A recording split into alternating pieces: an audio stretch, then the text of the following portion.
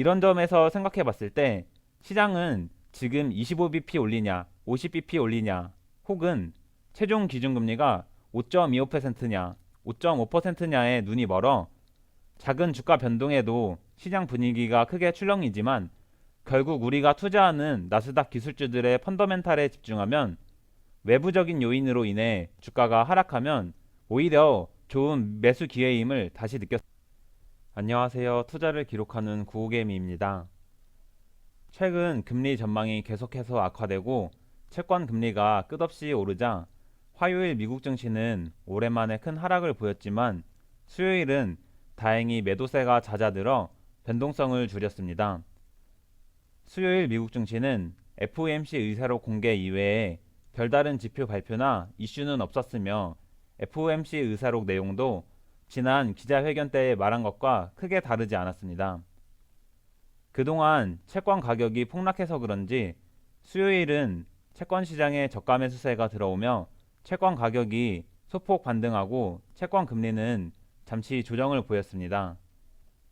주식시장 또한 목요일 밤부터 발표될 경제 지표를 기다리며 변동성을 줄였고 나스닥이 플러스 0.13%, S&P 500 마이너스 0.16%로 보합세로 마감했습니다. TQQQ 또한 보합세를 보이며 22.37달러로 마감했고 어제는 추가 매수를 하지 않아 보유 수량은 1310주 그대로입니다. 앞서 말했듯 수요일은 2월 FOMC 의사록이 공개된 것 이외에 별다른 지표 발표나 이슈는 없었고 2월 FOMC 의사록 주요 내용은 다음과 같습니다. 첫째, 거의 대부분의 위원들이 우리가 원하는 목적을 이루기 위해 금리 인상 속도를 줄이고 리스크를 관리해야 된다고 생각했다. 둘째, 소수의 위원들은 연준이 원하는 최종 금리에 빨리 도달하기 위해 50bp 인상을 지지했다. 셋째, 모든 연준 위원들이 계속해서 대차 대조표를 축소하는 것에 동의했다. 넷째, 연준 위원들은 고용시장뿐만 아니라 부동산 가격도 여전히 높게 측정됐다고 생각했다. 다섯째, 전 세계 경제 성장이 나아지면서 경제 지표들이 강하게 나오고 있다. 2023년에는 강한 경기 침체가 오기보다는 아주 약한 침체가 오거나 경기 둔화 정도로 끝날 것 같다. 여섯째, 24, 25년도가 될수록 물가는 잡혀가고 경제 성장은 좋아질 거라 생각한다. 이런 내용들이 의사록의 주요 내용인데 여러분은 어떤 생각이 드셨나요? 저는 대부분의 연준 위원이 25bp 인상에 동의했으며 리스크 관리를 위해 금리 인상 속도를 줄이는 것에 주목했습니다. 지난 12월과 1월에 CPI가 예상치를 크게 하회하며 인플레가 예상보다 빠르게 꺾이는 게 보였음에도 연준은 갑자기 그들의 정책 기조를 바꾸지 않고 계속해서 데이터를 지켜보겠다고 했고 그에 따라 서서히 금리 속도를 조절했습니다. 그리고 요즘 시장은 2월에 한번 CPI가 거의 안 내렸다는 이유로 연준이 3월 FOMC에서 갑자기 그들의 정책 기조를 변경하여 50bp 인상할 거라 전망하는 시장 참여자들은 25%나 되고 이런 부분들이 시장에 반영되어 주가를 끌어내리고 있습니다. 물론 앞으로도 당분간 물가지수가 지난 12월이나 1월만큼 빠르게 꺾이지 않을 수도 있지만 연준이 한 달짜리 지표에 휘둘리며 갑자기 금리 정책을 수정할 거라 생각하지 않습니다. 연준에 대한 신뢰감이 바닥까지 추락한 지금 그들은 가볍게 움직이며 그들의 신뢰를 더 망가뜨리려 하지 않을 것입니다. 이러한 이유로 저는 지금 시장 참여자들의 금리 전망이 다소 과하다 생각하며 채권 시장 또한 과매도됐다고 생각합니다. 또한 이렇게 비이성적인 공포감으로 가득한 금리 전망과 채권 시장의 분위기에도 주식 시장은 상당히 잘 버텨주고 있으며 지금의 조정은 오히려 기회라고 생각하며 분할 매수하고 있습니다.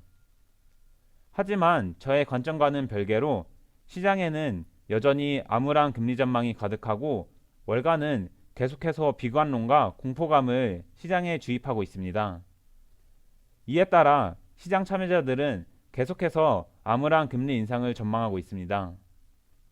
3월에 50bp 인상을 전망하는 사람들은 계속해서 늘어나 한때 27%까지 올라왔으며 대부분이 6월까지 금리를 인상해서 최종 기준금리를 5.5% 이상으로 올릴 것이라 전망하고 있습니다. 이렇게 안 좋은 전망이 여전하자 채권 시장은 잠시 쉬어가는 시간을 가졌을 뿐 여전히 올라온 자리에서 거의 내리지 않고 있습니다. 이렇게 시장 분위기는 여전히 안 좋지만 그나마 장 마감 후 엔비디아가 실적 서프라이즈를 발표해서 장후 시간의 거래에서 급등했고 나스닥 선물 지수를 끌어올리고 있습니다. AI용 칩 판매가 늘고 데이터 센터 사업이 성장한 덕분에 엔비디아의 매출과 주당 순이익 EPS 모두 예상치를 비트했고 가이던스 또한 예상치를 비트했습니다. 엔비디아 같은 반도체 기업들은 다른 나스닥 기술주의 선행 지표로도 볼 수 있습니다. 엔비디아의 실적이 잘 나오고 가이던스까지 좋게 나왔다는 것은 앞으로 구글, 마이크로소프트, 테슬라 같은 인공지능 기업들의 사업까지 확장되고 성장한다는 것을 의미합니다. 이런 점에서 생각해 봤을 때 시장은 지금 25bp 올리냐, 50bp 올리냐, 혹은 최종 기준금리가 5.25%냐, 5.5%냐에 눈이 멀어 작은 주가 변동에도 시장 분위기가 크게 출렁이지만 결국 우리가 투자하는 나스닥 기술주들의 펀더멘탈에 집중하면 외부적인 요인으로 인해 주가가 하락하면 오히려 좋은 매수 기회임을 다시 느꼈습니다. 이제 오늘 밤 4분기 GDP, 실업수당 청구 건수 발표를 시작으로 개인소득, 개인 지출과 PCE 물가지수 발표까지 중요한 경제지표 발표가 있어 또다시 커다란 변동성이 예상됩니다. 지난주에 CPI와 PPI가 모두 예상치보다 안 좋게 나와 시장 참여자들은 이번에도 PCE 또한 안 좋게 나올 거라 우려하고 있으며 이런 우려감이 주가에 어느 정도 선반영돼 있다 생각합니다. 앞으로 발표될 경제지표가 어떻게 나올지 그리고 주가는 어떻게 움직일지가 아무도 예측할 수 없습니다. 월가 세력들은 물가 지표가 안 좋게 나오자 미국 증시를 무리하게 끌어올리지 않고 시장에 빅스텝 공포감을 불어넣고 시장을 끌어내려 조정을 보이고 있습니다. 이런 점을 감안하면 이번에 발표들을 이용해 추가적인 하락을 만들어 아예 개미들을 확실히 털어낼 수도 있겠지만 지표가 적당히 나오면 개미들에게 매수 기회를 주지 않고 언제든지 주가를 끌어올릴 수도 있다고 생각합니다. 결과가 어떻든 저의 투자 원칙과 계획은 변하지 않습니다.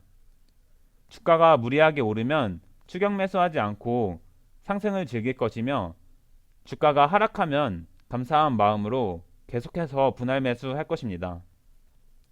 목요일과 금요일 시장의 변동성이 커질 수 있지만 이번에 엔비디아를 보면 알 수 있듯 결국 우리가 투자하는 기업들의 펀더멘탈은 변하지 않습니다. 그러니 너무 주식 걱정하거나 신경 쓰지 말고 소중한 일상을 즐기시길 바라며 영상 마치겠습니다. 내용이 유익하셨다면 좋아요. 앞으로도 구호개미의 투자 과정이 궁금하시다면 구독, 미국 증시나 투자에 대한 의견은 댓글로 부탁드립니다. 영상 시청해주셔서 감사합니다.